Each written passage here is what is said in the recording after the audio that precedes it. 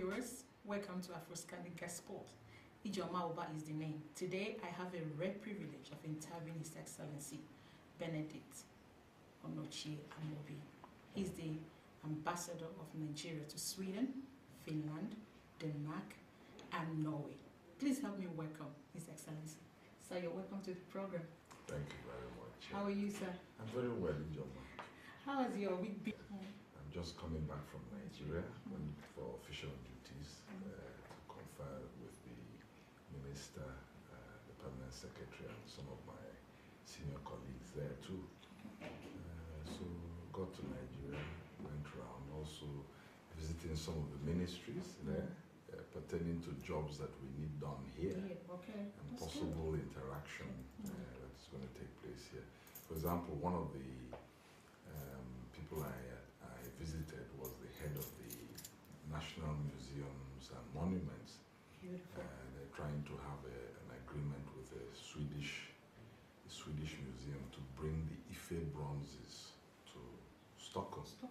That's amazing. Indeed. I'm mentioning it to you because you mentioned that Afroscandic is also interested in culture. Culture, yes. And I think it's a very critical element to get the respect of people in the Nordic countries. One of the things they respect about a people's or a group is the fact that you have a great civilization. And the Ife bronzes has that effect. People seeing them actually have a lot of respect for people who produce such distinctive artworks, very, very fine, beautiful artifacts, which were done 100 years, 200, 300, 400, 500 years ago. Wow. So it speaks to the veracity, the intelligence of the people. And then it gets the focus away from the negative stereotypes of Africa and Nigeria. So it was quite fruitful visit, and I'm back and ready to hit the road again here. That's amazing. How long have you been in Sweden, sir? It'll be 2 years by July. Okay. Yeah, so I've done almost 2 years now. 2 years now. Are you enjoying Sweden? I am indeed. It's a challenge. The fact that I cover 4 different countries. Exactly. Yes. How are you coping? It's been good. Okay. I think, you know, my mother and father always used to tell me that hard work never kills anybody. Yes. So there's quite a bit of work if you want to make sure that you cover all the countries. And you do know that since I arrived, I have always tried to connect with our Nigerians on the ground. That's so beautiful. I do a lot of traveling to the different countries. I hold town hall meetings in every single country. And I want to start that town hall meeting again this year. So I've concluded last year Norway, Denmark, Finland. It's also my intention to have town hall meetings in Gothenburg and Malmö, where I believe we have a large Nigerian population. Yes, so it's quite hectic. Also the diplomatic representational duties. Almost every day you must be present in one or the other of the other countries' national days. The host authorities invite you. We have meetings in the foreign ministry. We have meetings for functions that are done by other embassies. So it is quite hectic. And then also particularly our Nigerians here, you know, quite a few of them are having some consular issues. Exactly. Visa problems the or e-passports and all e-passport. They themselves also problems with the host authorities. Exactly. In terms of their children being seized because they are beating them, or domestic violence, or some problem or the other. So this takes up a lot of our time too, you know, because we want to ensure that our people's interests are protected here. I'm very sure as the ambassador to these Nordic countries, you had your visions and the goals you wanted to accomplish. What were they? Well, my goal, my vision was very clear. First of all, to ensure that we provide effective, efficient delivery system for our people. Turnaround of visas within 48 hours. Beautiful. To ensure that our people can have easy access to us at all times, and that is why I very easily give out my cards and my time and my phone numbers to our Nigerians. To ensure that the passports, everybody that applies for passports gets their passport as and when due. In the past, I actually came in and met passports, intervention exercises that take place. The immigration officers go back to Nigeria, and it may take 6 months, 8 months before they get their passports. We've lowered the time frame to ensure that at least within 3 months they can get their passports. Those who, for some reason or the other, have not been able to get their passports, we've intervened, we've asked questions, that any Nigerian that pays for a passport and gets captured deserves to get his passport. If he does not get his passport, we must give them a valid reason why. There must be accountability. So we found certain instances where there's no excuse. Some instances, the reason is that there's been duplication. They have actually taken in Nigeria. Okay. And in some instances, we're told they've collected. So it's like they're applying for double. Okay. In some instances where they've applied, they have not, where they've gone in here to take the passport photograph, they have not made payments. So certain issues that lead to these things. The other aspect is in order to cut out this problem, because we know, I realize that, and I've always told people that our Nigerians in the diaspora are doing a wonderful job. They are providing remittances home. They are maintaining elderly parents, wives, children, relations. They are building homes. They continue to travel home. So they are providing a very important function. They are still our people, even despite the fact that they are living here. So they should be encouraged. And anything that will limit that intercourse, that relationship, or will militate against their getting their papers, we have to address it. So this passport issue has been one of the main things. And that is why I have put pressure, by the grace of God, on the authorities. And through the efforts and through God's grace, I must say, because this has been a mission that has had a presence here for 20 years or more. And for the first time, we got approval. Oh, that's wonderful. That's really wonderful, because I wanted to ask you that question, because it takes a lot of money, a lot of time and energy for this, for the immigration officers in Nigeria to come to Sweden, and their visits are always very brief. It is true. And at the end of the whole thing, personal data are missed. A lot of problem came out of it. So I thought it's cheaper to have the biometric machine here instead of going to Italy, Germany. Bonn, it was just Berlin. Look at the cost to you, look at the inconvenience to you. But I really must give credit, because I always believe it is not by our power, but by the grace of God. But I must still give credit to the former Controller General of Immigration, because you see, as I've mentioned to you, the mission has been on the ground for many years. But through this representation to the former Controller General, we thank God that when our complaints reached her table, she was able to attend to it. So we must commend them, we must commend immigration that they have provided us that machine.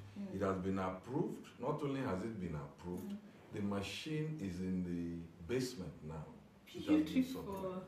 So what we are now trying to do is to have it set up. So because there's a procedure. That's a news flash. Yeah, there's a procedure.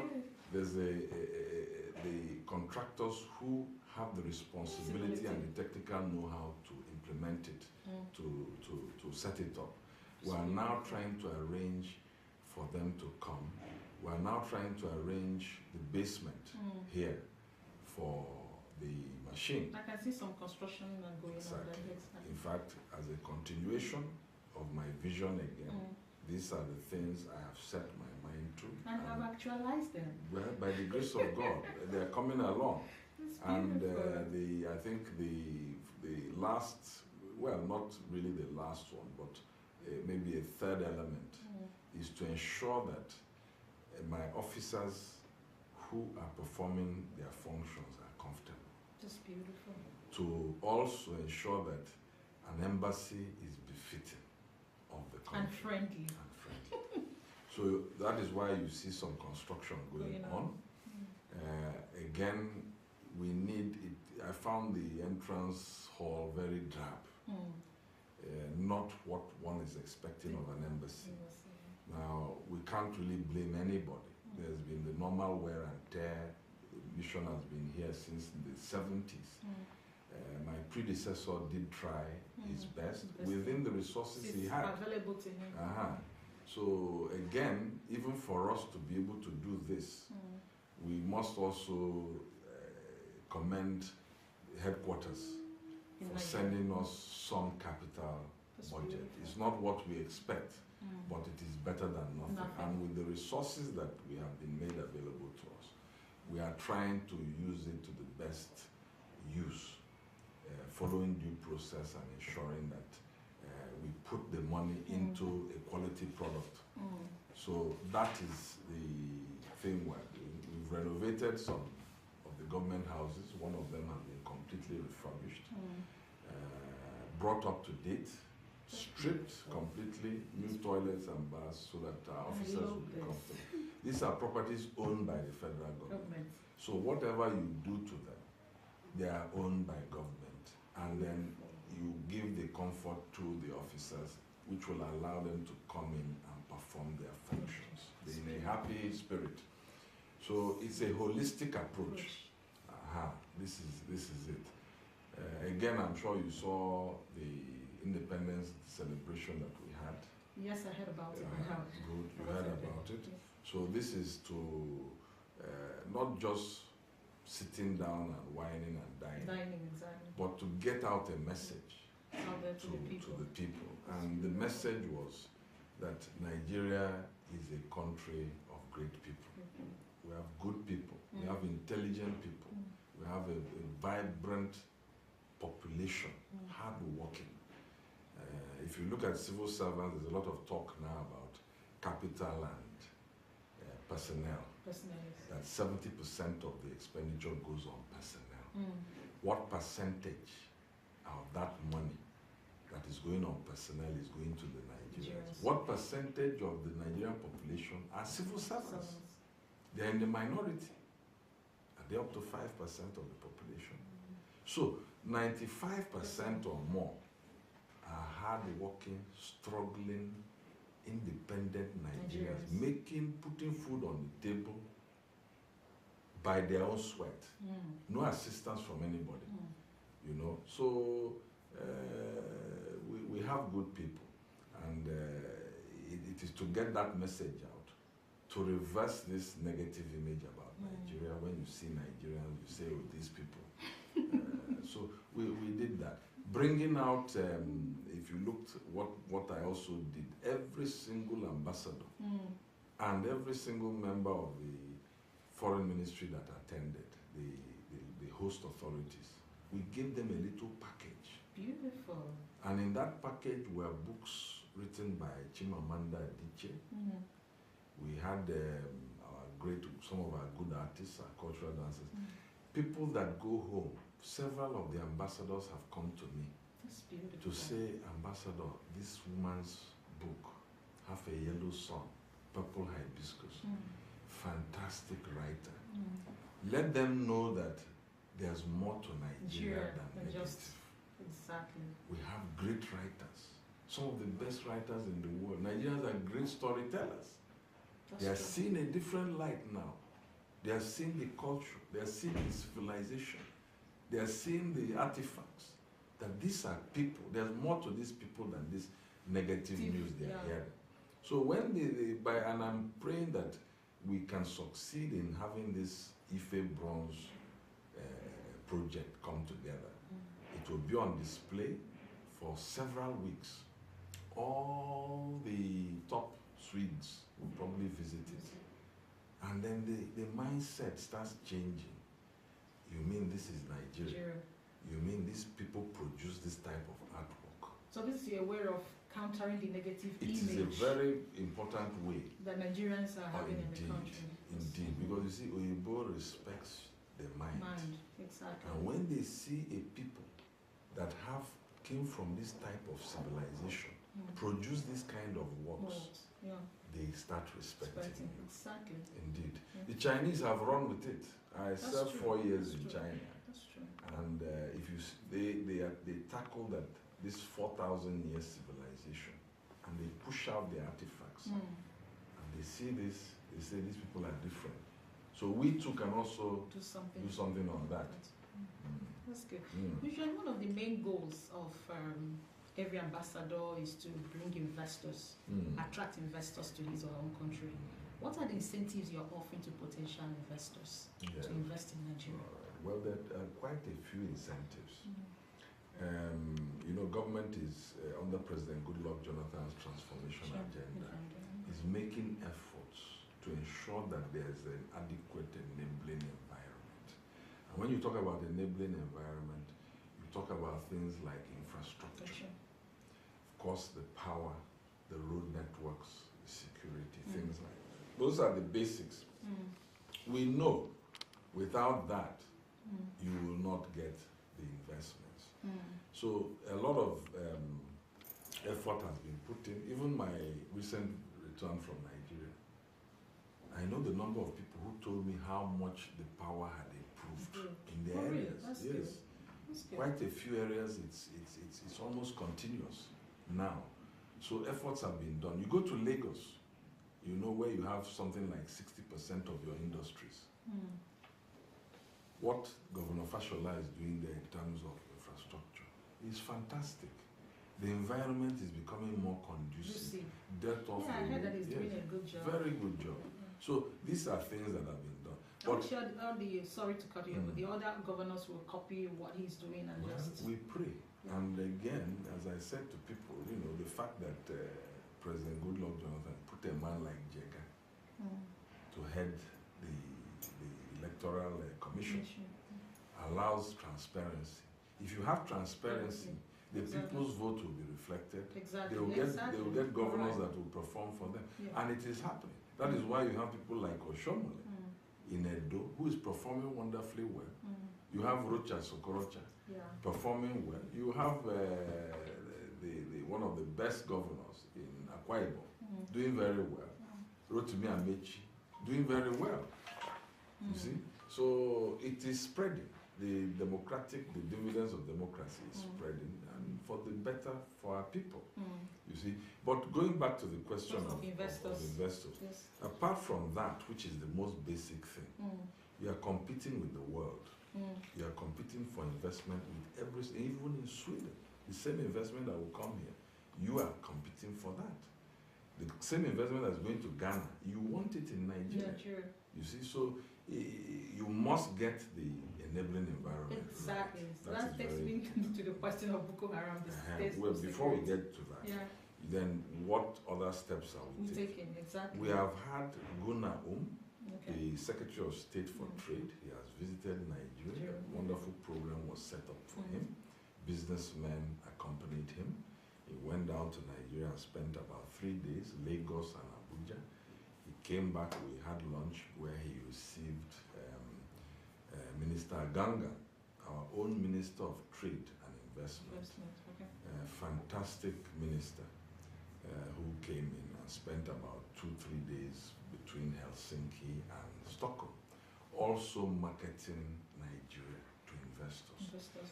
Minister Ganga met Swedish and Finnish investors at several business fora, and the good news about Nigeria and the opportunities that are available were put to them. So we've had quite a few exchange of visits at the highest level by our own trade minister and by the Secretary of State for Trade here. That's beautiful, yes, actually. an extension of invitation was made to the Finnish Minister of Trade to visit Nigeria this year. We hope that will take place.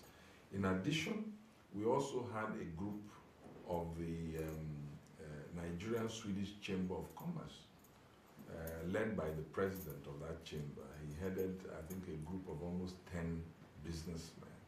The embassy collaborated with them and set up meetings with the local businessmen, and specifically what you call an agency called Trade Gate, Open Trade Gate here, where they educated our businessmen on how to penetrate the Swedish market. Because, you know, part of the problem is that some of our products are not of a particular quality. The quality, the packaging has to reach a level. So they had a session where they told them, gave them brochures, information on what they need to do to penetrate this market. So quite a few business fora and discussions of that.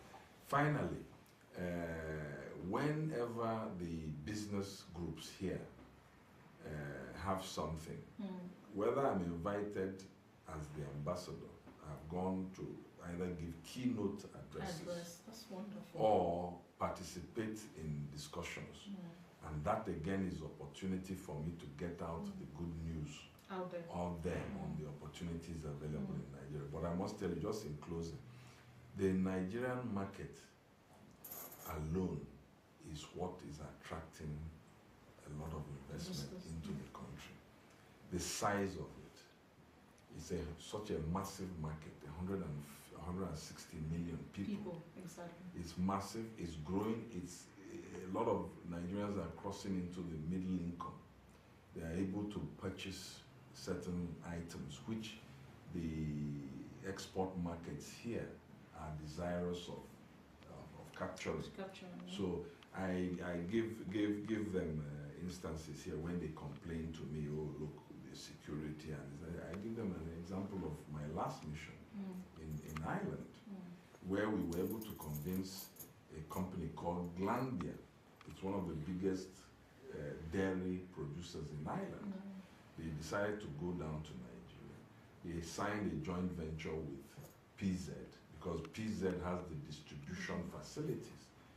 And they went in and set up a reconstituted milk processing. They put in about 100 million.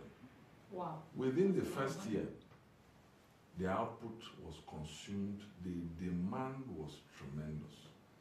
So then by the end of the year, they were doubling their capacity. So they pumped in more investment, doubled. It is still being sucked up by the Nigerian market. So I was talking to one of the journalists, Chinedu Onyejelem. He writes for one of the diaspora newspapers in Ireland. And he was telling me that when he had a discussion with this Glanbia group, they were saying, look, Chinedu, we've not been making this any money, this is your country. And he was saying, what do you mean? What they were saying is that the market is so big that they have continued to reinvest their profits. So they are just expanding continuously. So the market is there, and they will come. But again, we're not resting on our oars, because we need to tackle the unemployment situation in Nigeria. And the only way you can do that is to go into backward integration in agro-allied. Okay. Agro-allied. The agriculture potential is phenomenal. We need to go back into the farming and then into the agro-allied processing of those products. You add value and make products from them. that is where you are going to get employment. It's a very good information, actually. And then also, the solid minerals have not been touched at all. There's so much potential there. Gold, barytes, you name it, that can be exploited there.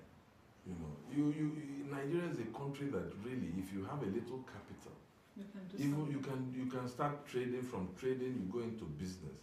That is how people are making a lot of money there. So the opportunities are there. The Indians, the Chinese, the French, they are all flooding into the country. Here, we're not satisfied. We want more. But I must tell you that the number of applications for visas that come through my desk, let nobody tell you stories. People are still running into Nigeria, a lot of them here. The Swedes, the Danes, the Finns. We get passports, applications every day. Every day they are rolling in here. So there's something good they're going for there. Exactly. They're not going there for fun. They're making money, you see. And our own people in diaspora should also keep in touch with their home, with possible business opportunities. You've got the knowledge here. You can utilize that and set up a business too. So things are, there's a lot of progress and hope for the country. So despite the state of security in Nigeria, people are still going back home, making money. But what is the government of Nigeria doing about the state of security in Nigeria? I mean, we all hear about this Boko Haram and everything. What are they doing to really curb this menace?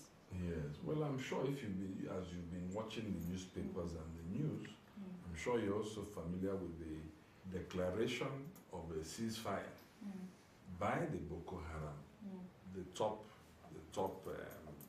leaders of that group declared a ceasefire. This was about 2 weeks ago or so.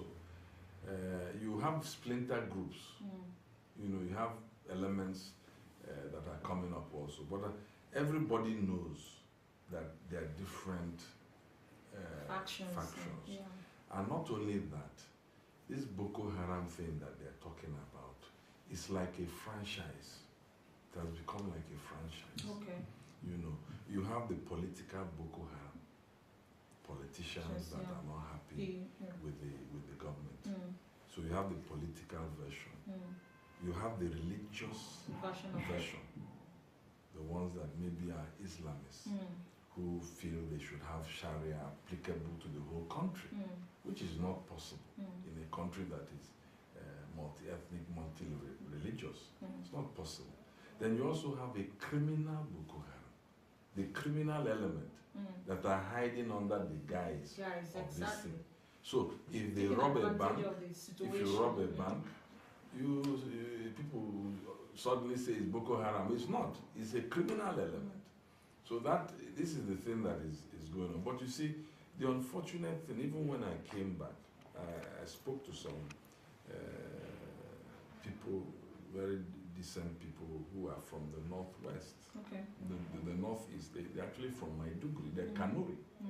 And they were complaining that look, they don't support this Boko Haram. That they are suffering as a result of this. You know, and then once the military go in, they have to kind of batten the hatches and to maintain law and order. So it becomes quite tight for them. They feel they themselves suffer again. And they're not happy about it. They're not happy about it.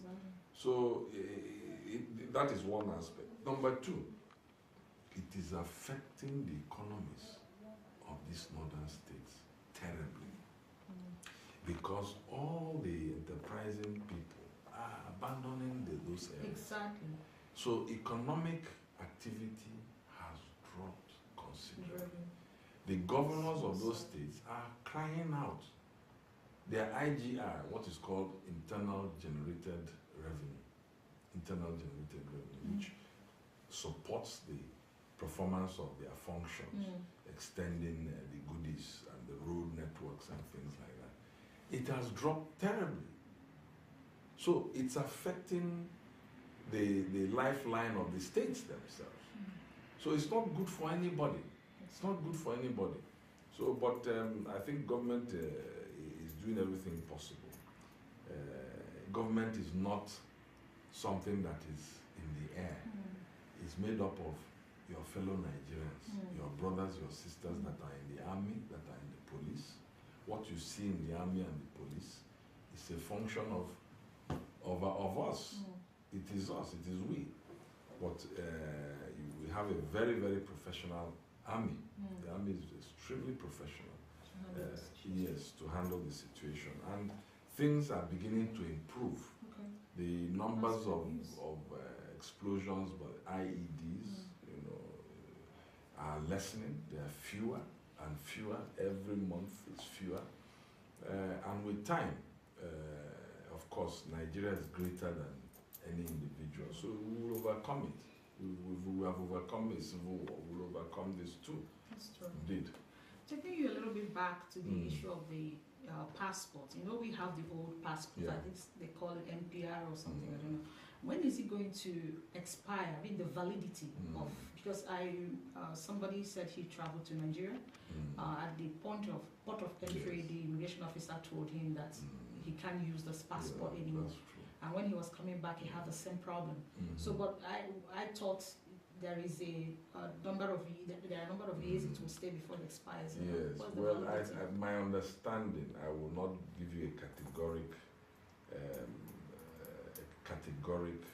answer to that, but my understanding was that usually what you allow, you usually permit the lifespan of the passport. Okay. When it expires, then okay. But at one point, when the e-passports were introduced, I think the immigration came up with a statement, a policy decision that there would be a cutoff date. Okay. They came out, I think there was an announcement from my understanding.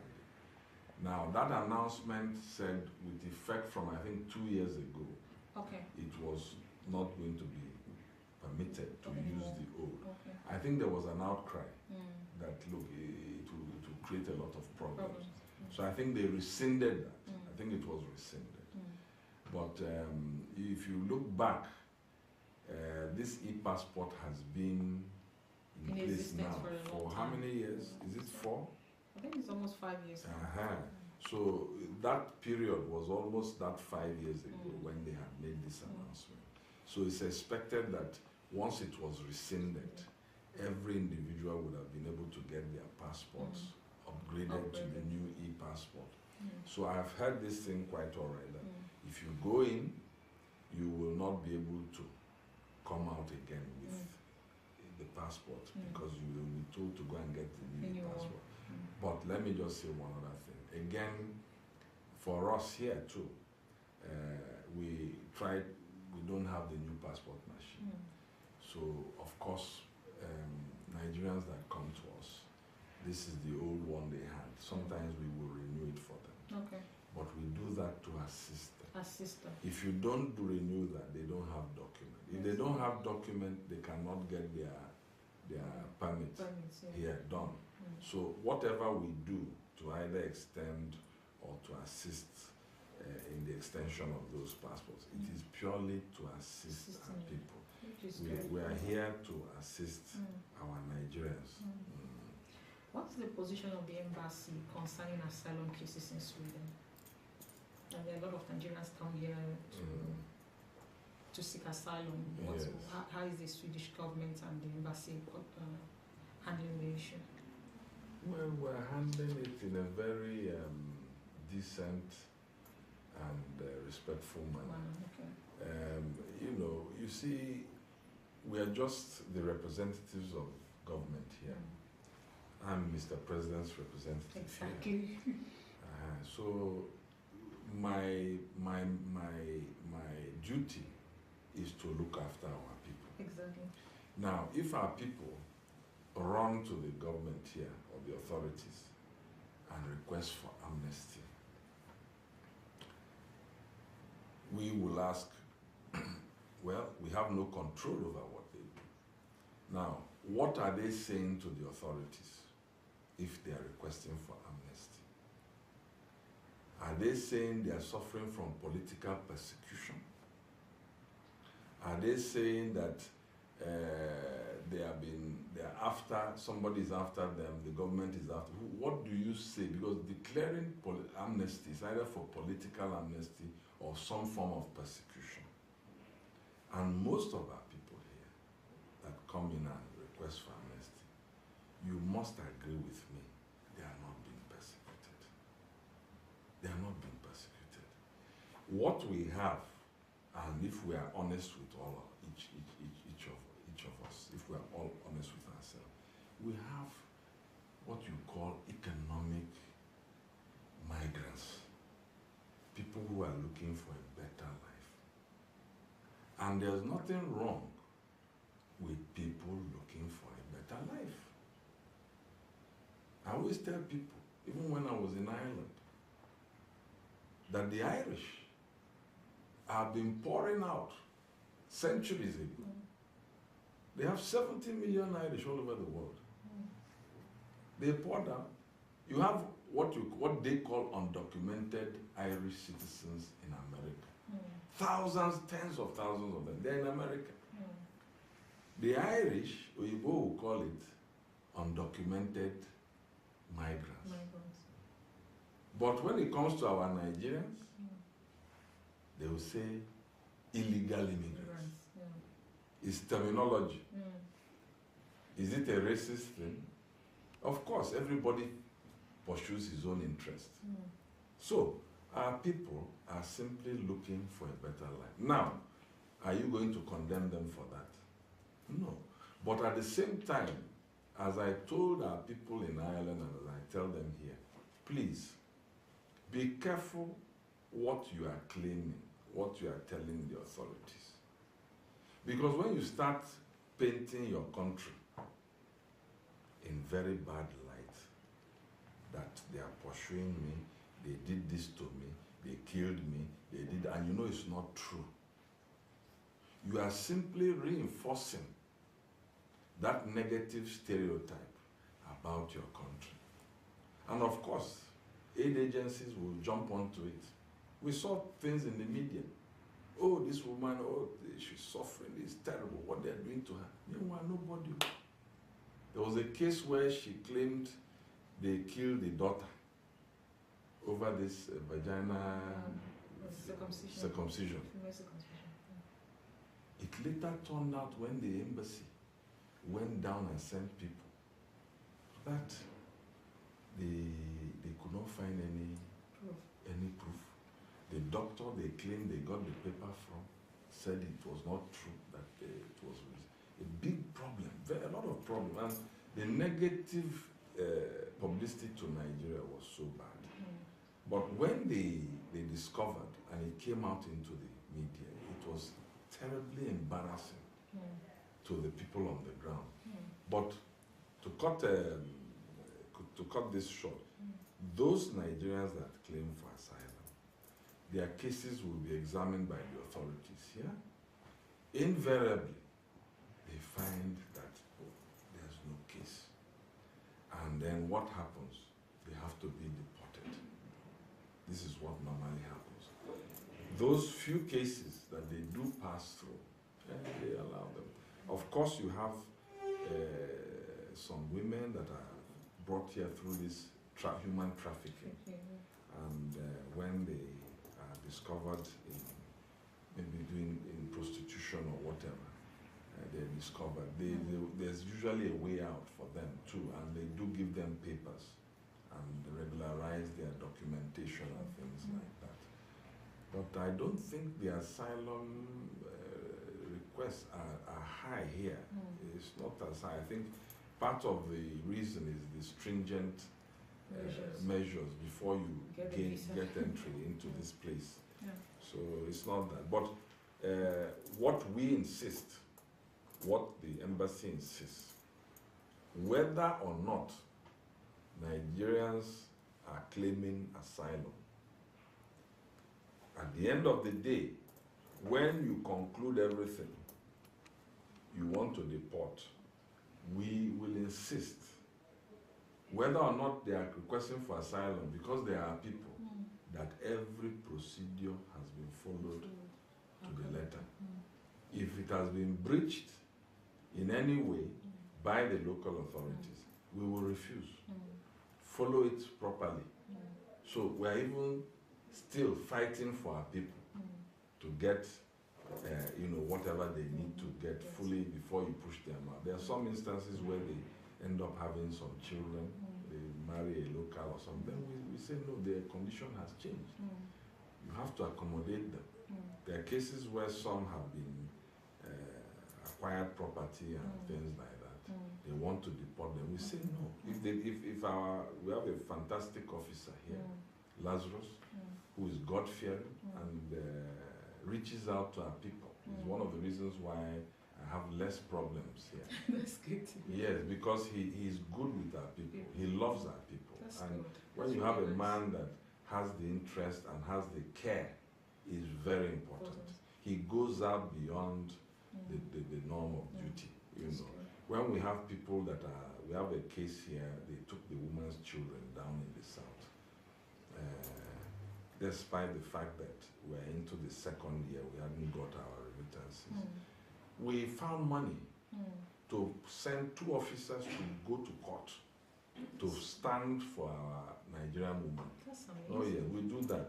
We've had cases where Nigerians have died. They cannot even be taken home. Even to be buried here, they don't have funds. We as the embassy, we make sure that we find funds, we source for funds, and ensure that the Nigerian is given a decent burial. So we are not that's a very good resting news on actually, and it's so relieving to know. I know for sure that there are a lot of children born here, and most of them grow up without any knowledge about Nigeria. Sometimes it's like the parents' fault and all that. But as the ambassador, what kind of structure would you like to put in place, or are you putting in place to get the youth, Nigerian youth, involved in matters about Nigeria? How will you bring up activities or shows or whatever, or programs that can really get them interested into what we are doing in Nigeria? Yes, madam, thanks for that question. I must tell you that I think there's a misconception with what is the precise function of an embassy. Okay. You have to understand the function of the embassy. We reach out to Nigerians, for example, when we have Independence Day. If you had come to the last Independence Day, you see that I wasn't invited. That's it. Have you registered as a Nigerian here? You have? Yes. That's very, very surprising. Because you see, first of all, we try to get everybody registered. And again, it's a free world. We cannot force people to come and register. What we do is those who know their responsibilities, they come in, they register. The bulk, 90%, will not. Okay, me registering in the embassy. Yes, in the embassy. We have a form. Unions. No, in the embassy. We have a form.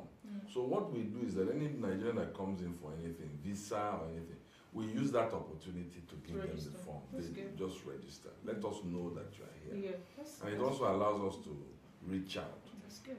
For example, now I want to reach out. I'm trying to have a meeting with Nigerian pastors.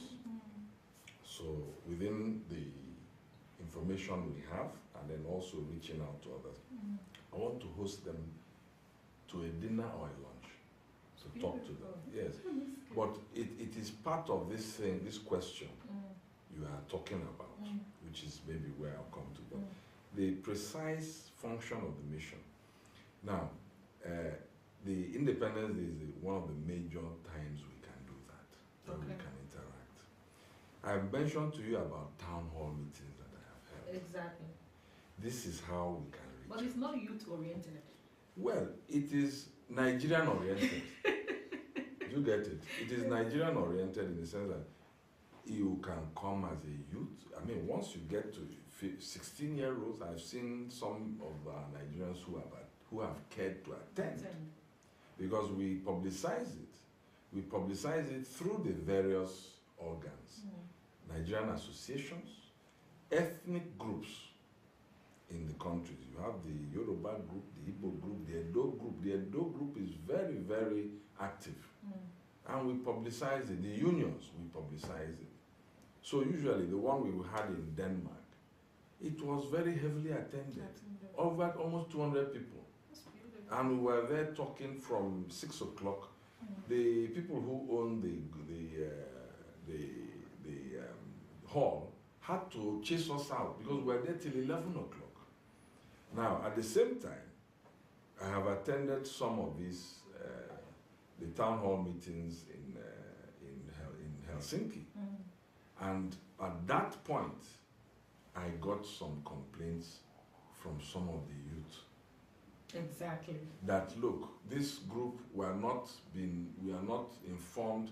Now, the older members actually pointed out to them that when they hold their meetings, they don't turn up. You have to be prepared to turn up.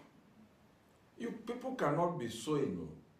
Then when it's time to reap, you come and reap. You are not doing anything. You get my point? Yes. So there were these complaints, and that was what led us to say, look, to the group. The embassy spoke with them. Okay, look, have a new election. People must be members. There was now the discussion over, are you a member or not? You have to join. If you don't join, you can't be expected to come and vote when it's time to vote the new executive. But that was sorted out. A brand new executive was put in place, elected, and they are quite active there.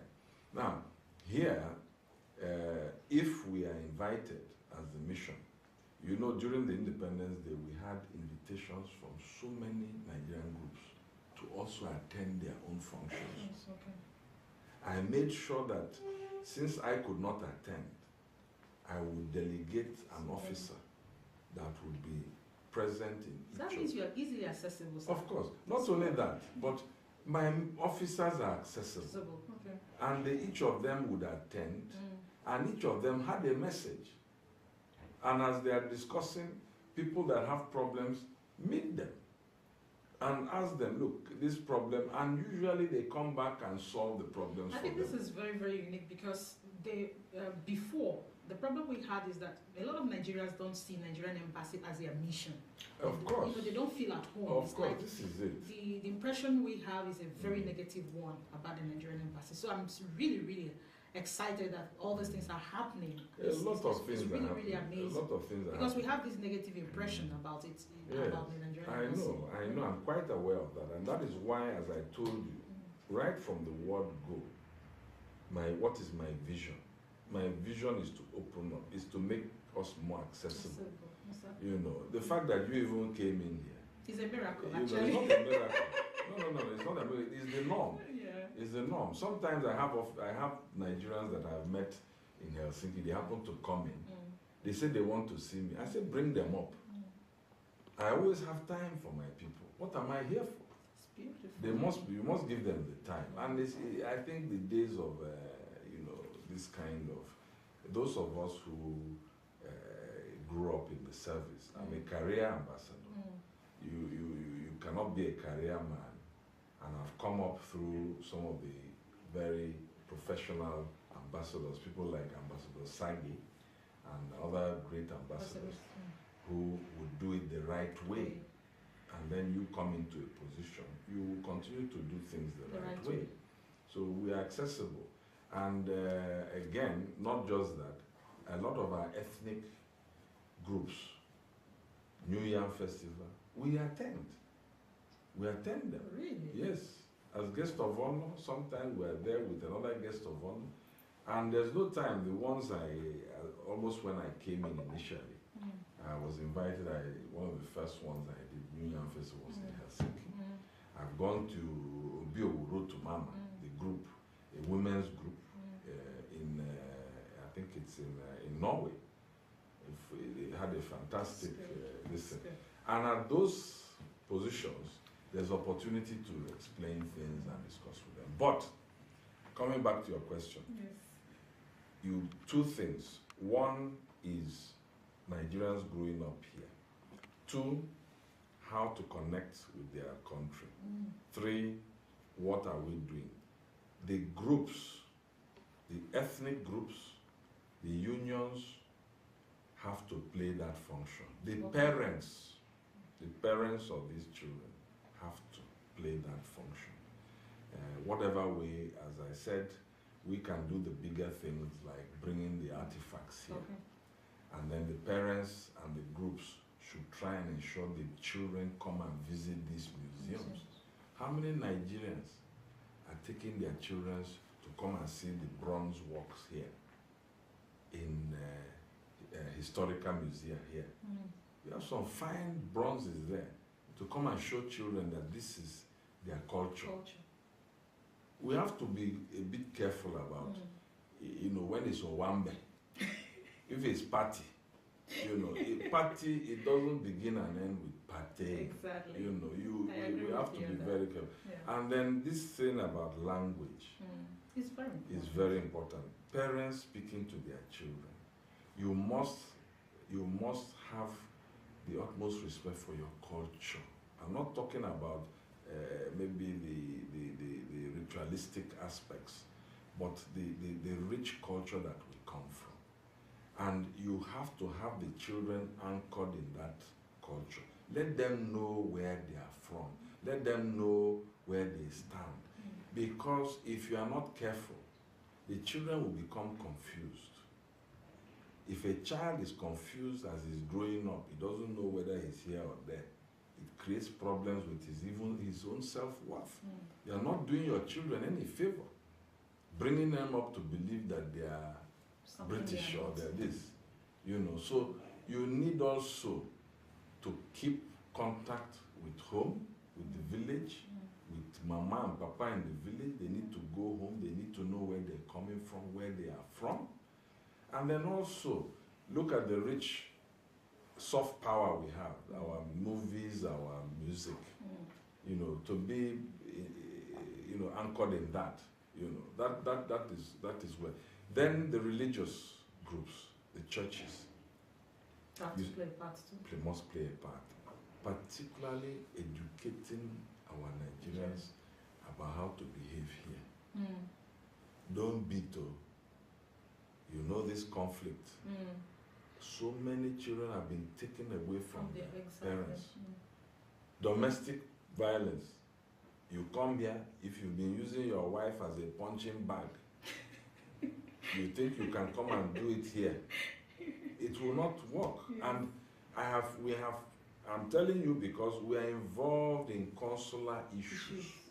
We have had cases of our people being locked up. We have had to try and intervene to gain access to them. So I'm telling you something that we are witnessing. And to tell you that we're not just sitting down in our offices. We are there in the prisons. And immediately the woman or the man calls in the authorities. Is the beginning of the end problem. When the problem starts, it doesn't finish. And then they run to the mission. And then we come in, it's already late. You see, so this training, this is part of the reason why I want to also speak to the pastors too, that they have a role. If they are going to have some of these courses within their congregation, Nigerians that have recently come, to educate them. You yourself, as a journalist, what role are you playing to educate them? What role are you playing with these women that are coming here on this human trafficking and going to prostitution? You see, this problem that we're battling, which is a systemic problem, you know, we Nigerians, we're very easy to be pointing finger. And when we're pointing finger, we too, we absolve ourselves of that responsibility. That's true. So we have to, it's a joint effort. Every Nigerian has to do the best he can within his own concentric circle of influence. You know, I myself, as ambassador here, will try and do everything possible to ensure that I look after my Nigerians. If they call me, I'm there for them. We've had destitute Nigerians here. We go out of our way to help them. We put them, we manage. I don't want to tell you what we do before everybody lands here and expects us to do it. But we have to care for our people. We have to say, okay, give them service. If you come down there and see a Nigerian is been waiting for 5 hours, I have to ask, why is that possible under my watch? I will take responsibility. A Nigerian cannot come here and wait 5 hours. It's not done. Where's the officer? And we've done it in a way that if this officer is not there to sign, another officer can sign. There should be no excuse. So service delivery is done. You come in, there's a good environment. You feel welcome. You invite us to your functions. We attend. There's no invitation that comes in that we don't attend. In fact, there was one. In fact, I was trying to attend so many, just to show presence and let our people know that we care of them. There was one, they invited us. I couldn't make it. I sent one officer. My sister, all the way to a town, a little town in Norway, got in there and discovered not more than 4 people. Wow. But we got there, the gentleman told us, oh, they seem to be having one religious leader came. Many people went for that. But all the way, air ticket, go come, hotel for the night, just to be there for maybe 4 people. So we too also have to be careful. Our presence was there. The man was happy, that he was very happy that we sent an officer. But what impact? You see, so at the end of the day, we too, we have to be careful about which invitations we also honor as well. But we're there. What would you like to be remembered for? What legacy do you want to leave behind as the ambassador? Well, the legacy that I would like to be, that I will be remembered for, is that I made the embassy more accessible to Nigerians. I was there for our people. I improved service delivery. I brought, by the grace of God, a passport machine to this mission for the first time in the history of the mission. I improved the aesthetics and the environment, both of the mission and of the officers' residences. I improved the relationship the bilateral relationship between my host authorities and Nigeria. I changed their perception, and this is actually being done to change the negative perception of Nigeria to the people that matter here, which are the ruling class. And I just heard that there might be even, for the first time, 3 ministers, Swedish ministers, might be going to Nigeria in one visit. So that the fact that you are having that kind of interest by ministers at that level shows that they are changing their perception. They are now regarding Nigeria as an important country. And if you can strengthen that relationship, you ensure that the relationship has been strengthened. You improve, that would be a very important thing to be remembered. But above all, that the man passed here, and there were achievements. The worst thing you can do is that you pass, nobody knows you passed. Exactly. That's it. Yes. Finally, Mr. Ambassador, I know you have a very busy life in Sweden. When you are not working, you are just being you. What will we find you doing? What are your hobbies? How do you relax? Yeah, well, my sister, I actually relax. I run like just below an hour, at least 3 times a week. That relaxes me. A good run where you sweat out all That's the good. That's good. Then I love reading. That's wonderful. I love reading. I love seeing artworks, works of art. That relaxes me a lot. But reading is, I find very interesting. Because you're broadening your outlook, your mind is working. intellectual curiosity. I've That's always good. been something that I grew up with. Yes, I like that. That's And wonderful. then spending some time with the children, although most of them have grown up, but that is good. And time with my wife, who is also a wonderful Asaba woman, That's good. who loves God so much. That time. When there's some quiet moments with God in the morning hours, it's something. So you pray? Definitely. There's no way you can make it without Definitely. praying. In fact, if you, as a Christian, I'm sure you know that it is not what you must. It must be an integral part of your life. Exactly. And I can tell you categorically that the living God, our God is a living God, and everything that I have achieved is through His grace. It's through His grace. Even this position that I am here, you know, it's not easy getting ambassador. Maybe you have 100 in a country of 160 something million. Yes, I have done my dues and paid my dues in the service. Almost 34 years in the service, but we have many officers who have paid 34 years. I always go to what the passage in the Bible. It is not as you runneth, nor as you willeth, as you will, but by the mercy and the grace of God.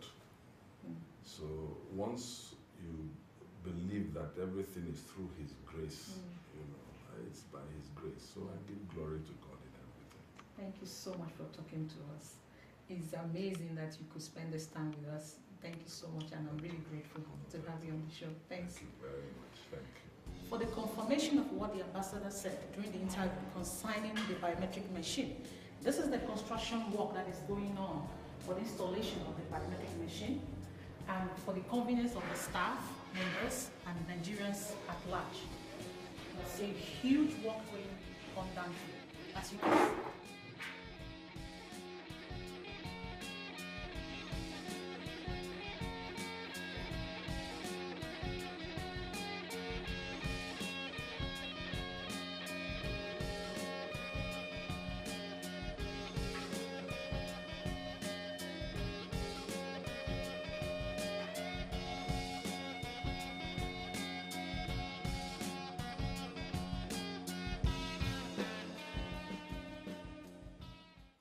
Thank you, viewers, for watching. For more updates on news, events, interviews, please visit Afroscandic website.